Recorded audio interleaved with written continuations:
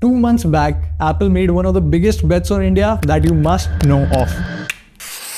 Apple will be making the latest 16 Pro series in India for the very first time ever. Apple has bet big on India. Strategy to lessen its reliance on China. India could replace China as the driver of global growth. A result of which is why Apple now makes 14% of all global iPhones in India right now. And this bet is not only manufacturing led, by the way, it's also demand led, as Tim Cook himself inaugurated Apple's official stores in India for the very first time and is in plan to open very more soon. So why is Apple growing bullish on a country that only makes 2% of its entire revenue? What is the reality here? What can both Apple and India gain from this? And can India really be the next China? We'll cover everything in this video with the most latest data to make this the only video you need to watch on this topic. But if you're new to the channel, you've landed at GrowthX, a community of over 3,000 members who are product, marketing and business leaders and also founders from India's top companies. I'm your host Abhit, and now let's get back to the episode. Let's start with the context first of why iPhones really matter to Apple so much. And for that, we checked Apple's financials and we found that iPhones have been making more than 50% of company's total revenue for the last 3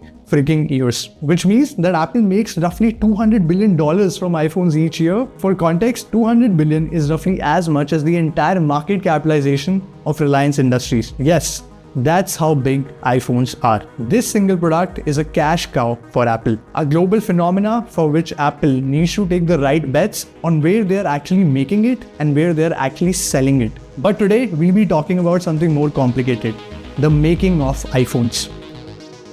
See, Apple cannot actually manufacture iPhones itself at the scales. That's why it only designs it and works on the software part in-house. Well, all the manufacturing part, it actually outsources. By the way, manufacturing is also often used very loosely, and there are 2 types of manufacturing, and both are very different, and we'll explain how. See, component manufacturing involves making parts of iPhones like screens, cameras, modems, etc. And Apple has suppliers in roughly 45 plus countries for these. For example, displays come from Samsung, which is a Korean company. Cameras come from Sony, which is a Japanese company. Modems come from Qualcomm. Semiconductor chips come from one and only TSMC. Batteries come from TDK Corp. And so much more that you can see in this visual. But again, this is not an exhaustive list, guys. The chain is huge, and also just imagine the suppliers of these components as well. It's like a huge economy that is run by a single product: iPhones. Now let's talk about contract manufacturers.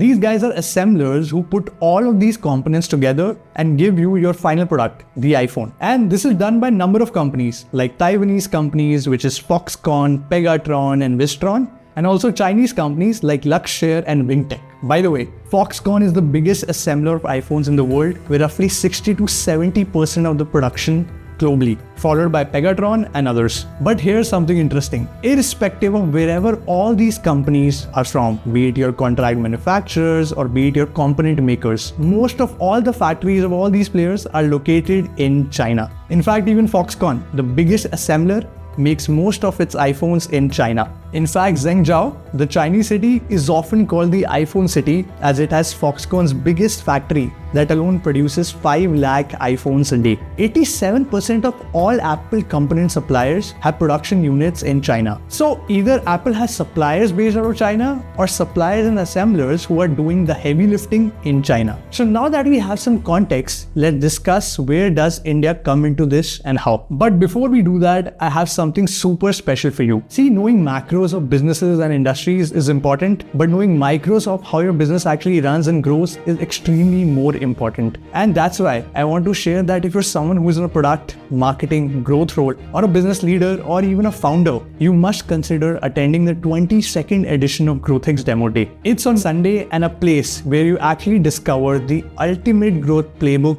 powering startups like Canva, Linktree, Insider, Rapido, InShots, Fool, and Wow. It's free for our YT fam, but we have limited invites and it's first come, first serve. So grab your passes quick from the link in the description. Coming back to Apple. Now that you have some context on how important China is in Apple's supply chain, let's actually understand why Apple is so bullish on India now. The first reason is that there's a great demand here, right? India is expected to become the 3rd biggest market for iPhones very soon. And just remember the BKC and Delhi store opening. People literally stayed in line for hours and waited like super fanboys. iPhones have become the ultimate signaling tool for the Indian consumer, and we can't ignore it. And while the worldwide sale of iPhones are same and even dropping in country like China, for context by the way, China is the biggest market of smartphones in the world and Apple's second biggest market for iPhones after US. But Apple is lately having a tough time there and is not even in the top 5 players of the country, which is obviously not a good place to be in. Which is why India is turning out to be a great market alternative, which is only showing growth due to increase in premiumization and increasing per capita incomes. The next big reason is manufacturing, and this is the biggest one. See, Apple-China relations have been super strong for the longest time, but there have been setbacks, and pretty major ones. The first setback is due to the geopolitical situation that is between the countries. See, we all know that US and China are not the best friends, and there have been a lot of trade wars and even higher new tariffs that affects the cost of imports from each country. And with Trump coming into the power, this only will get worse. The second setback is because of the big dependency that Apple has created on one country. Just remember the COVID times, right? Apple had to take a big hit due to zero COVID policy of China. This was when workers could not go outside the factories because Chinese government said so. This led to a lot of workers' protest and chaos in general in China and disrupted the operations in China's biggest Apple iPhone factory. This eventually made Apple realize that how risky it is to only count on one country. And that's the reason why Apple is looking for alternatives now. The reason why so many Asian countries like Malaysia, Vietnam, Indonesia, Singapore, and even India are trying to amp up their game and take advantage of being the next manufacturing buddies of not just Apple but other big companies too, who have realized that being dependent on China is probably not the best place to be at. And India has been super bullish on driving the China plus one narrative. China plus one basically means that India wants to be the next China. And as you know, that we saw a great economic boom in 2000 era via the IT sector and being the back-end office of the world. Now there's a great push for being the factory of the world. But why does India actually want to do that? See, there are a couple of reasons for it. First, growing economy by exporting more to other countries and improving the exports. Next, bringing more innovation and skill by learning from other big companies who open their plants here. And third, contributing more to the GDP and generating more employment for the country where the unemployment rate is as high as 10%. And not to forget the fourth one, which is bringing more FDI investments into the country, creating a better business ecosystem and creating a social political leverage all around the world.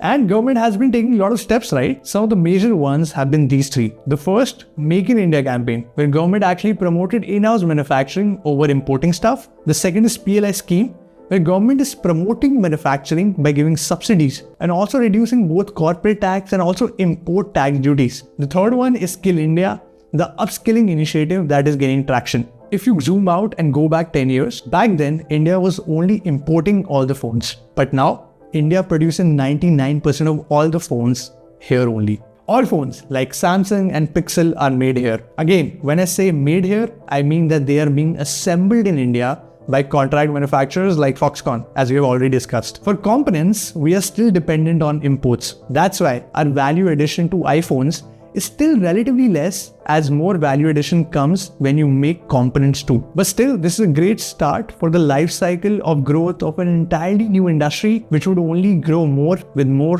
capital investment and also more time. And even Apple knows that now. That's why Apple wants to make India a great future partner. That is why it is not only making the entry-level phones like it used to back in 2017, but is also making its flagship models, and India now accounts for 14% of total iPhone production, and Apple wants to take this number to 25% and even to 50% soon. But the point is that we have now become the biggest assembler for iPhones after China, which is something that we definitely need to celebrate. The three big assemblers, as we discussed earlier, Foxconn, Pegatron and Wistron, have their plants here. And this is a big news because this will only motivate more component suppliers to open plants here, as the trust on India's manufacturing sector is increasing. By the way, one interesting thing that you should know is that Tata is making some great bets here. They're doing some interesting acquisition, and we'll cover that in some other video. Another interesting thing we found in our research is that Tamil Nadu is leading the charge with 33% of country's electronic exports. So Tamil Nadu is a great case study of how states can actually push their manufacturing narrative. See, so far in the video, we have only discussed what's going good. So if you're thinking that India is the only country coming for the China plus one title,